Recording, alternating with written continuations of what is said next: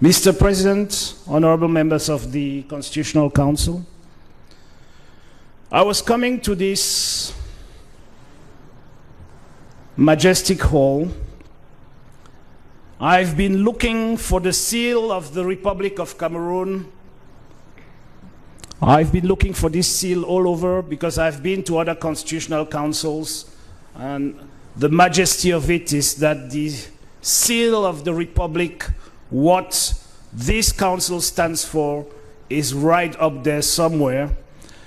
But I was astonishingly surprised and realized that I rather feel to be in the annex of the campaign headquarters of a fellow candidate by virtue of the picture on the wall of my own Constitutional Council.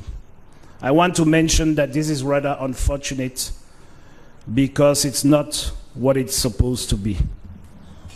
We are here today because of an election in which we had 8 candidates and 1 head of state presented as a candidate. And yet we are pretending as if we had 9 candidates. 8 candidates, 1 head of state. 8 candidates on their own, 1 head of state using the entire government, army, police, and state resources to maintain himself in power. Just by virtue of the conduct of this election, taking cognizance of the statements put in place to maintain the incumbent in power, Your Highness, Mr. President, could have saved us all of this time we're spending here. However, history holds it that this exercise is more like what we call a knock-door ceremony, in which everyone understands the bride-to-be will leave. Call on the powers vested in you to recognize that the election for the office of President of the Republic must be national. And except the present government wants to make us understand that 8 regions have seceded from 2. What happened on the 7th of October did not concern the Cameroon for which I was a candidate. It happened only in 8 regions with the amount of fraud that all have witnessed and we have documented so far. I want you to know already today, Mr. President, that if you declare me winner of this election against the institutional coalition in place to maintain 1 candidate in power, I will refuse to be sworn in. I will refuse to be sworn in as President of the Republic, not only because this election has shown us once again that the struggle for the emancipation of the Cameroonian people that started in my hometown Douala back in 1948 is far from being attained, but because I cannot be sworn in as half a president or as the president of half a republic, a president of a republic that has seceded from 2 regions. All this, Mr. President, honorable council members, all this for the sole intention to allow 1 candidate remain in power. If Cameroon is truly one and indivisible, then Cameroon did not vote. What happened on the 7th of October is tantamount to apartheid. Apartheid being defined as an intentional means of disenfranchising the rights of 1 race or community. From the Afrikaans word apartheid, meaning a community set aside. Let's face it, let's not be there tomorrow. 1 man, 1 vote. That is why Cameroon fought a deadly civil war for more than 10 years. That is why 6 innocent sympathizers of my party were brutally shot and killed at Liberty Square in Bamenda on the 26th of May 1990. And too many others have followed since then. May their souls rest in peace. There was nothing like one man, one vote in Cameroon for this election.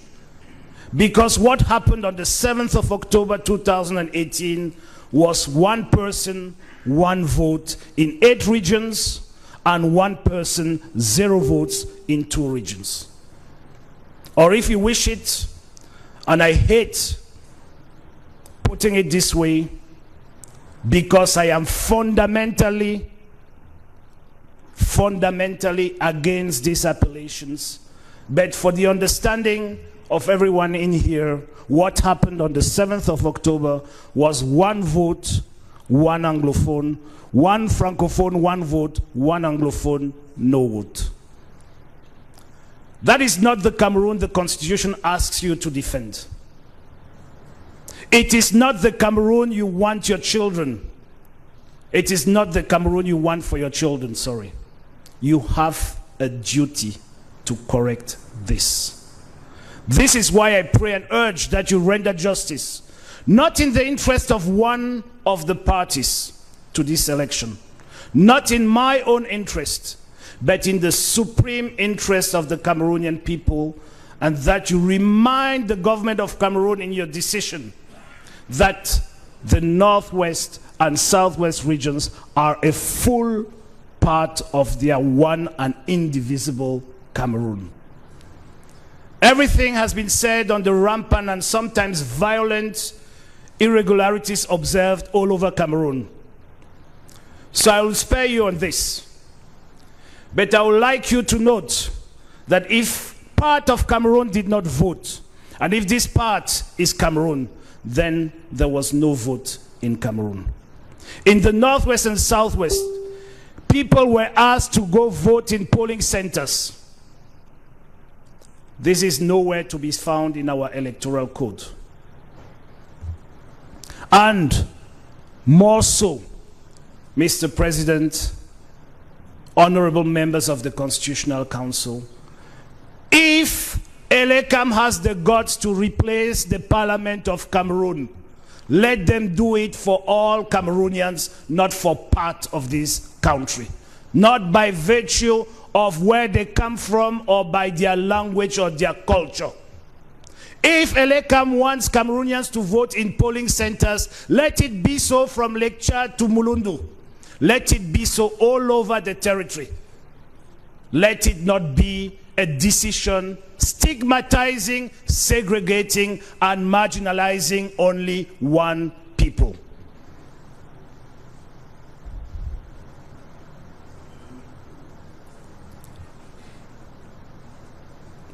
Mr. President, I needed to take a breath because, as you can see, what happened on the 7th of October is beyond normal comprehension.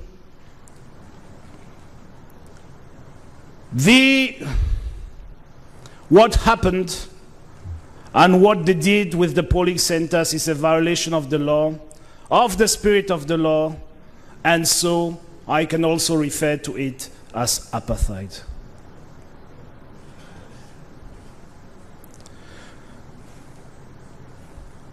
I was amazed to listen to the staff of Elecam who preceded me at this pulpit, informing this August House that the presidential election is a unique electoral district. Yes, he is right.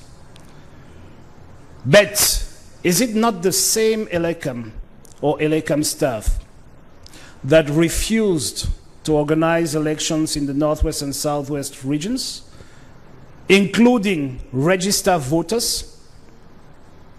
I was further flabbergasted to listen to him say polling stations all over the territory opened at 8 a.m. and closed at 6 p.m., even certifying that he operated 25,054 polling stations. First of all, I would like him to inform you where he placed all those polling stations, since he is the same person who transformed those in the Northwest and Southwest into polling centers in full violation of the law. But what is extremely disturbing, Mr. President, is that on the day of this election, and since time too long for any human rights consideration, these regions are under a curfew, and the curfew, for instance, in the Northwest, holds from 6 a.m. to 6 p.m. every day. 6 a.m., 6 p.m. every day. Those who do not respect this curfew are simply shot. The driver of the national chairman of the SDF got shot 3 days ago because he missed the curfew by 5 minutes. You cannot consider that an election has been held when the law states that polling stations are open till 6 p.m. and at 6 p.m. you have a curfew that is supposed to be respected by all. 6 p.m. means you have to be at home. Now we have polling centers, not polling stations, most of which are tens of kilometers away from home. Meaning that not only was the population of the Northwest and Southwest disenfranchised from voting up to 6 p.m. because they had to be home, but I would like anybody here with a sound mind to tell me, Mr. President, when did vote counting start? How did it happen in the middle of a curfew? How were the tally sheets? Maybe that's why they are holding no signatures. How were the tally sheets transported to the divisional vote counting commissions? Who was manning the divisional vote counting commissions? Were they all violating the law? And further to this curfew over time, there was a complete ban for transportation that I have to add to it. So it was impossible to vote even if they wanted to vote. Give me 1 hour. Okay. The more you study, the longer it will be. So, il m'oblige de le dire en français, je veux le faire. Les bureaux de vote sont censés être ouverts jusqu'à 18 h. Dans le nord-ouest et le sud-ouest, il y a un couvre-feu qui s'arrête à 18 h. Il était impossible, Monsieur le Président, que ces bureaux de vote opèrent en toute légalité parce qu'il y avait un couvre-feu qui interdisait aux gens d'être dehors à cette heure-là. Donc, le décompte du vote ne pouvait pas se tenir. Les membres de la commission locale ne pouvaient pas y être. Et encore plus grave, les PV ne pouvaient pas être transportés. Si ces gens respectaient ce couvre-feu, ne pouvaient pas être transportés vers les commissions départementales. I want to add here that in this very hall, the elections have further informed us that ballot papers were delivered to all 25,000 polling stations 1 week before the election. He said it in here. Since the Northwest and Southwest did not have polling stations, these ballot papers are most probably outside somewhere.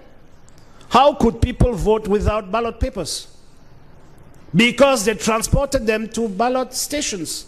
He himself tells us that the Northwest and Southwest doesn't have ballot stations. Where are the ballot papers for the Northwest and the Southwest, if ever it so happened that votes took place there? And we all follow CRTV because we all realized this morning that we were being embargoed on CRTV. The very CRTV on voting day was showing us helicopters transporting ballot papers in the Northwest and Southwest on the day of election, sometimes in the afternoon, sometimes already in the afternoon. We have the recordings. We don't want to use it as proof. I am just trying to legitimize the fact that there was no election in the Northwest and Southwest. Further to that, in these two regions, you know that, for instance, the ring road no longer exists. I hope the honorable member of the council has informed you that 2 bridges have been cut by the secessionists, that there is no physical way, and there was no physical way to drive from Bamenda to Kumbo to Ndu to Kambe to Biame to Wum and so on. There was no physical way. Can someone in here explain to me how that voting could occur when a road that used to exist, even if someone braved the odds of stray bullets when there are no bridges? How many Cameroonian voters own a helicopter or an aircraft? Well, there is no runway up there, so you need only a helicopter. No local polling commission was regularly put in place in the Northwest and Southwest, as can be witnessed from the various tally sheets received. At the date these commissions were supposed to be put in place, nothing happened. The people who were assigned to preside over those local commissions, when we called them, most of them were answering from Yaoundé, Douala, or Bafoussam, some in Buea. No divisional vote counting commission could regularly be put in place, and none of these divisional vote counting commissions regularly discharged their functions. In the Northwest and Southwest, the army was fully used to favor one candidate. They manned the polling stations, put up one candidate's posters in the night of the 21st to the 22nd of September in full violation of an existing curfew, and were brought in, as was witnessed in Limbe, where 180 were brought in civilian attire to man polling stations. Very, very important, Mr. President, in the Northwest and the Southwest, the total campaign time allowed by virtue of the ongoing curfew, when by extraordinary the army allowed you get into these regions, was 180 hours. The law provides for 15 days. By virtue of this curfew, was 180 hours, minus the 48 hours of a total ban imposed by virtue of the celebration of the 1st of October, which is a high tension day in the Southwest and Northwest, and was known to the person who signed the decree convening the election before he signed that decree. So in the Northwest and the Southwest, the total de facto campaign time enjoyed by the stray dogs, the stray cats, still braving the odds to be there, because we couldn't see any human beings in these two regions, was of 132 hours, while that of the rest of Cameroon was 360 hours. Mr. President, this is what we call apartheid. Mr. President, some of the members of your Constitutional Council were unable to vote because registered either in the Northwest or Southwest. On the 7th of October, more than 500,000 potential voters were not allowed to vote by virtue of their status imposed by a civil war they are not a party to. 50,000 of them are refugees, and 450,000 of them, at least, I'm reducing the number because the official number is 750, are internally displaced persons.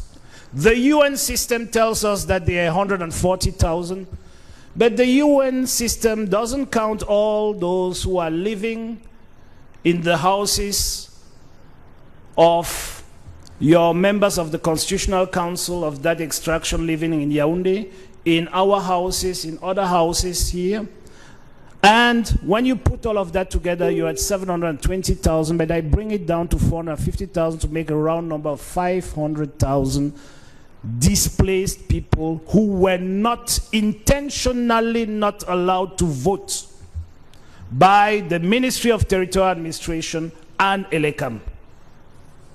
And it is a clear design of marginalization and disenfranchisement. We talked to the Ministry of Territorial Administration, we talked to ELECAM, we wrote to ELECAM.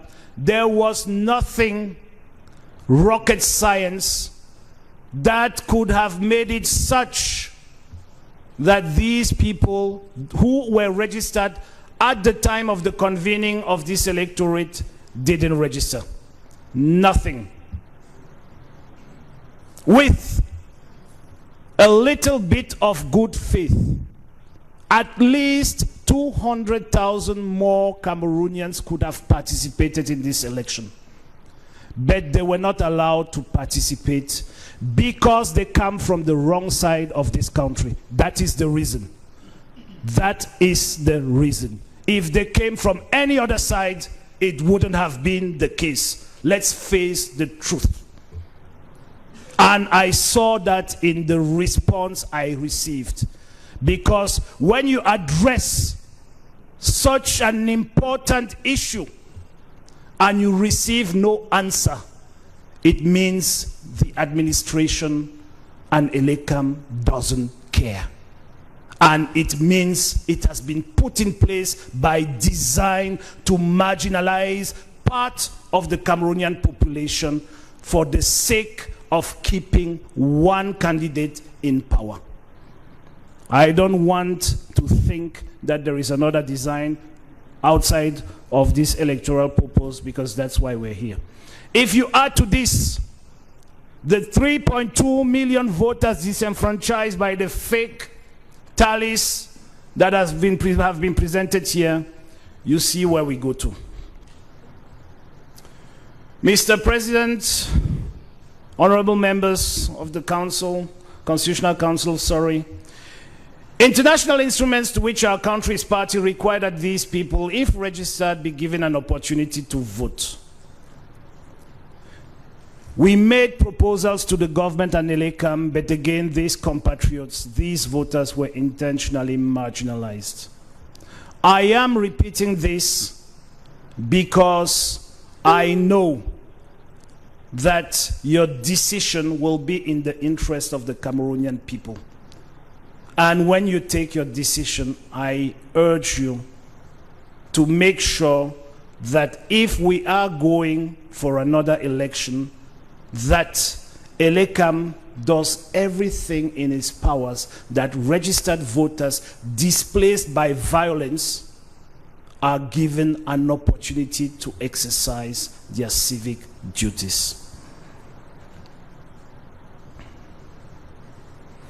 Mr. President, from the aforementioned, I can conclude and say that the government and ELECAM decided to go ahead with this election to legitimate a de facto secession of our country to secure the election of one man by intentionally disenfranchising, marginalizing, and segregating the voters of two regions of Cameroon. And this is not acceptable. It needs to be corrected. Mr. President, for more than 2 years, actually for more than 1,000 days, these two regions have been subject to war. More than 5,000 Cameroonians have directly lost their lives, and a further 10,000 have indirectly lost their lives due to the absence of basic medical services and necessities. There has been, during this time, basically no voter registration going on this past 1,000 days in those two regions. Most, if not all, ELECAM offices have been closed, burned down, or are unattended. And even during the 2018 senatorial election, voters had to be heli lifted, and yet we are trying to pretend that elections held. Yes, they actually did, if it's to protect the fact that we want to justify that an election existed just to give the results that we had preconceived, yes, elections held. But such an election cannot be termed democratic, and such an election can only be considered as part of an agenda of apartheid.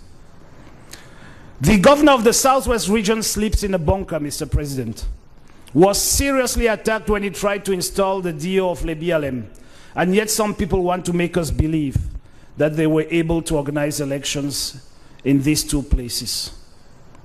Mr. President, it has been said here over and over, but I have to insist and repeat on this, as if all of this was not enough.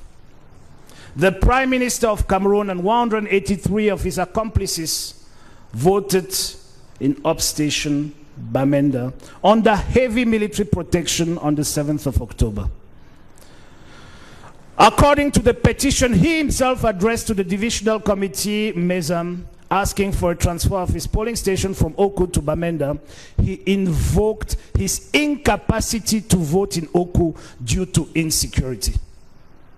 Notwithstanding the availability of the entire armed forces for his security. This letter alone, filed by my councils, is proof enough for the annulation of this election. Because if the Prime Minister, with all the security at his disposal, cannot vote in his own village, then what should we hold of the normal voter who did not have the means and protection to escape the rampant insecurity in these regions? Mr. President, it has been repeated as well, but I have to come to it.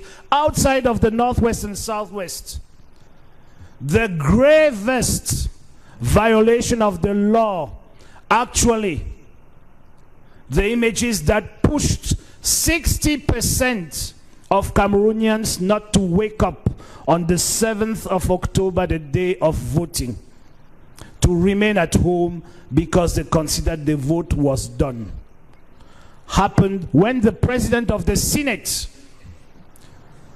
dear members of the Constitutional Council, I'm talking about the President of the Senate, the second personality of the state, the heir to the President of the Republic.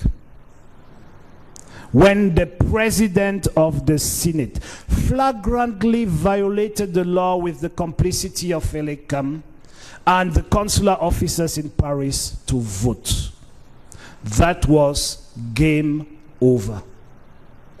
9 a.m., the person who is supposed to be an example for 25 million others votes in a polling station where he is not registered, where he has never been registered. He holds an office that imposes him to be registered in the West region, except you want to tell me that the decree of his appointment is null and void.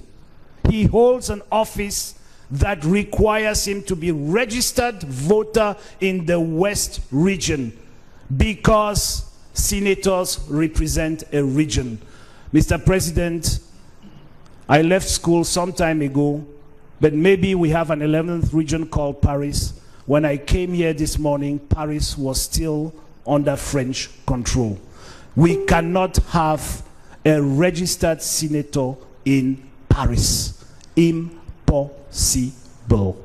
And what happened that morning, by nature of its gravity, was a game changer for this election. Because all those who don't have trust in the election we are trying to give credibility, all those who do not have trust in what is going on, had the proof they were waiting for that this election is just a game.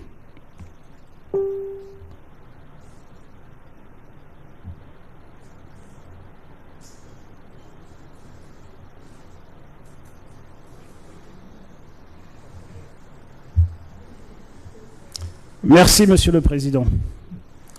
Excusez-moi si je suis un peu long, c'est la gravité des faits. Si l'élection s'était bien passée, je ne serais pas là. If the Constitutional Council cannot restore constitutional order, then Cameroon is on its way towards collapse.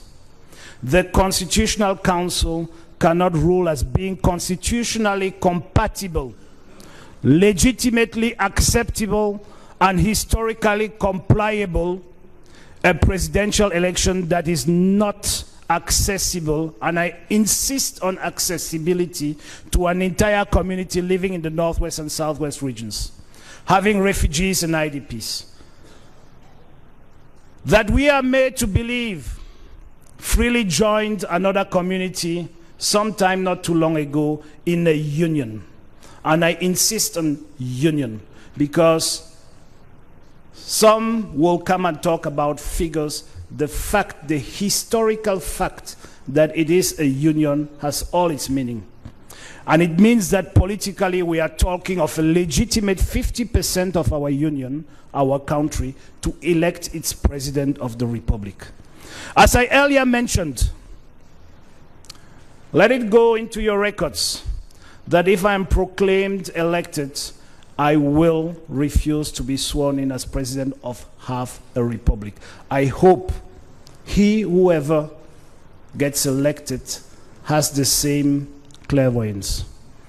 I have insisted on the intentional segregation put in place by this election, not to diminish all the other grave violations of the law during this election, but because this subject, to my understanding of our living together, is the most serious of all and may place our country at the verge of collapse.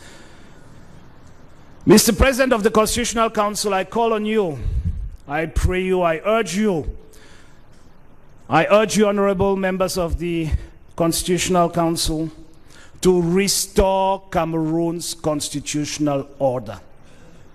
That order that calls on some to remind us all that Cameroon is one and indivisible.